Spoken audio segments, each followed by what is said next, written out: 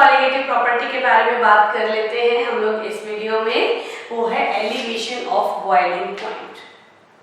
Elevation of boiling point का मतलब कोई भी सॉल्वेंट अगर है, मान लो पानी है, उसका बॉइलिंग पॉइंट बढ़ जाए। कैसे बढ़ जाए?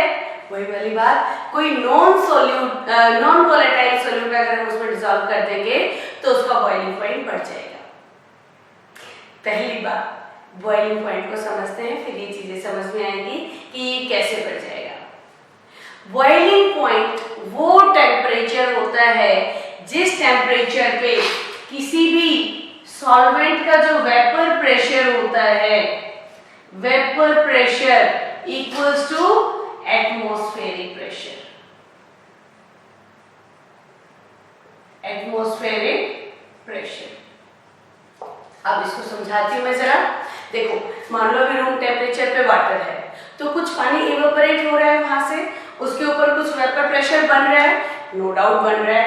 लेकिन अगर मैं उसको गर्म करना शुरू कर दूं, चलो गैस पे चढ़ा दिया मैंने एक पतीला पानी, तो क्या होना शुरू हो जाएगा? टेम्परेचर राइज की वजह से और ज्यादा वेपर्स बनेंगे, और ज्यादा वेपर बनेंगे तो वेपर प्रेशर और बढ़ेगा, और वो वेपर प्रेशर तब तक बढ़ता रहेगा जब तक वो एटमॉस्फेरिक प्रेशर के बराबर ना आ जाए। जब इसका वेपर प्रेशर एटमॉस्फेरिक प्रेशर के बराबर आ जाएगा, अब अगर हम उसको और हीट सप्लाई करेंगे भी तो वेपर प्रेशर और नहीं बढ़ेगा। मतलब टेम्परेचर जो है वो खाली इनको इवेपोरेट तो करता रहेगा, लेकिन टेम्परेचर अब राइज लिक्विड में नजर नहीं आएगा। Very nice. ये तो था boiling point. Now boiling point बढ़ेगा कैसे किसी भी लिक्विड का? अगर हम उसमें नॉन वोलेटाइल सॉल्यूट डिसॉल्व कर देते हैं। वही वाला देखते हैं, मान लो ये लिक्विड के मॉलिक्यूल्स हैं, वाटर के मॉलिक्यूल्स, और ये जो मैंने स्टार बना दिए ना, इसको हम मान लेते हैं सोल्यूट के मॉलिक्यूल्स हैं। अब देखो, पहले तो सरफेस, ये सारा ही सरफेस फिनोमेना है एक्चुअली, इसीलिए ये चीजें इस पे डिपेंड करते हैं कि सरफेस पे जगह किसने घेर ली? नॉन वोलेटाइल सॉल्यूट ने। अब यहाँ पे जो वेपोराइज होके जा रहे थे मॉलिक्यूल्स, पहले कितने जा रहे थे? पहले सरफेस पे जितने मॉलिक्यूल्स थे सारे के सारे वेपोराइज हो रहे थे। अब सरफेस पे जगह कम बची, सरफेस पे कम मॉलिक्यूल्स हैं तो कम वेपोराइज होंगे, तो वेपर प्रेशर कम बढ़ेगा। वेपर प्रेशर कम बढ़ेगा तो हमें और ज्यादा टेम्परेचर देना पड़ेगा इसको, जिससे कि वेपर प्रेशर बराबर हो पाए एटमॉस्फेरिक प्रेशर के।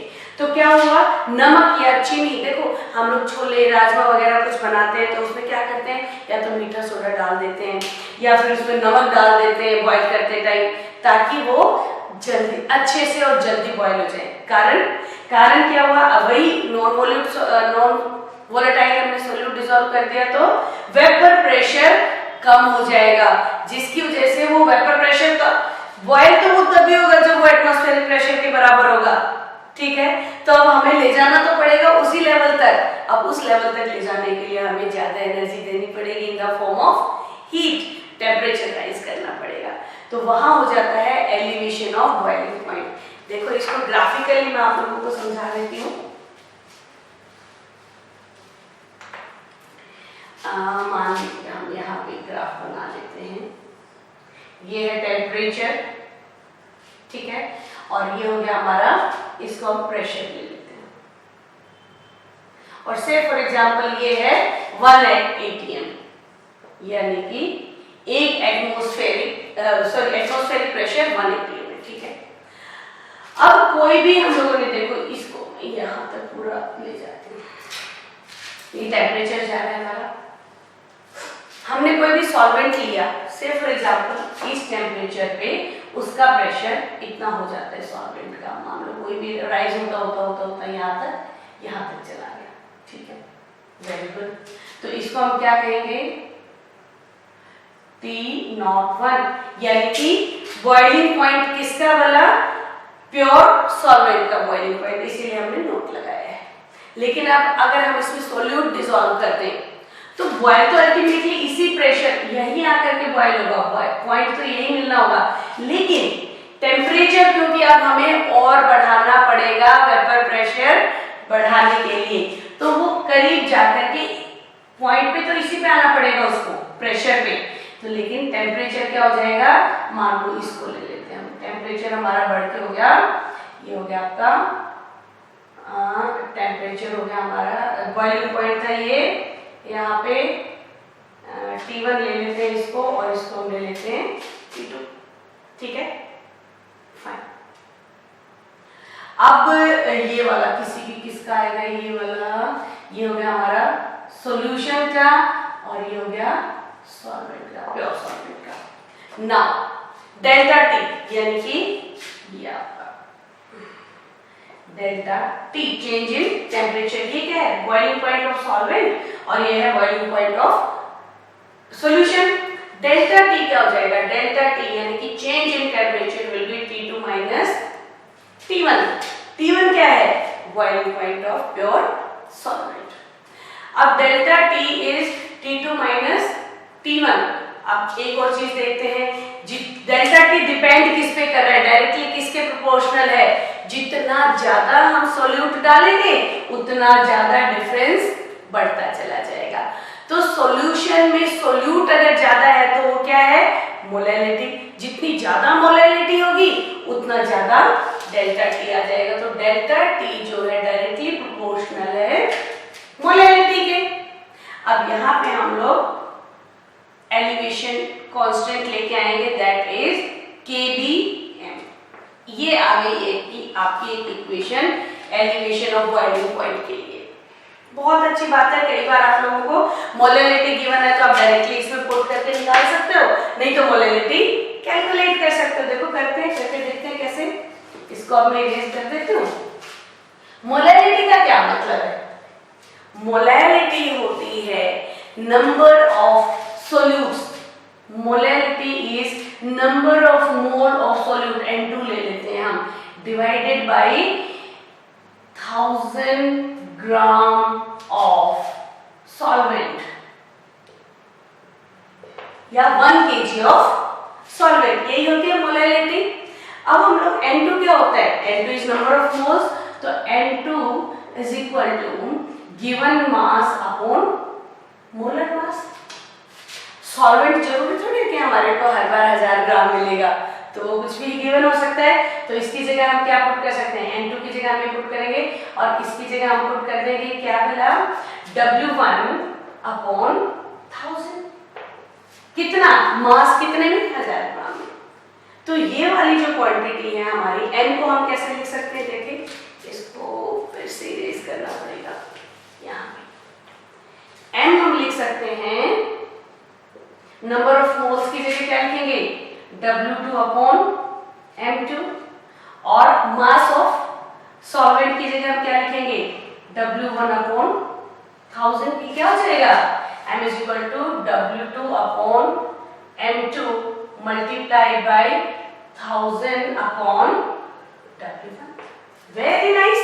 अब हम इसी इक्वेशन में, किसमें, इस इक्वेशन में n की वैल्यू पुट कर सकते हैं, बिल्कुल कर सकते हैं, चलो कर देते हैं।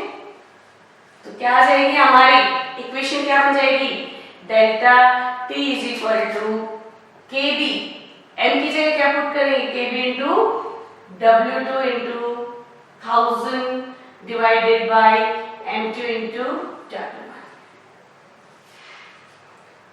ये है हमारी एलिवेशन इन बॉइलिंग पॉइंट की इक्वेशन। इससे हम क्या कहेंगे, बहुत इंपॉर्टेंट इक्वेशन। आप चाहे तो ऐसा भी कर सकते हो कि आप मोलैलिटी अलग से कैलकुलेट करके डायरेक्टली इसमें पुट कर दो, और ऐसा भी कर सकते हो कि मोलैलिटी अलग से कैलकुलेट ना करो, सारी चीजें यही पुट कर दो आप।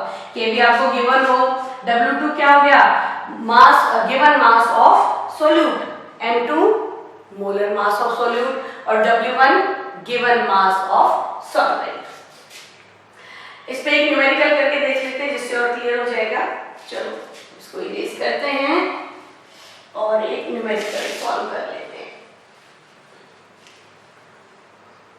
इस इक्वेशन को यहीं रहने देती हूँ मैं, ताकि आप लोग समझ जाओ इसको। ये कह रहा है क्वेश्चन है ना, अ सॉल्यूशन कंटेनिंग